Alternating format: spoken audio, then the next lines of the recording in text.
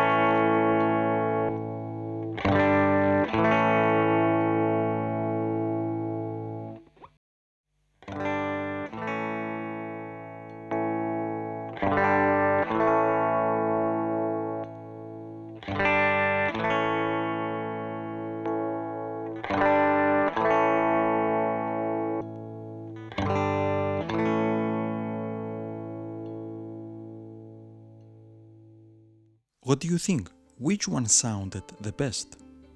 I will do the same with Type 2 and Type 3 and also with P90s and humbuckers. So take a moment to subscribe so you don't miss that. As always, thank you for watching and listening until the end. Have a nice day. Bye bye.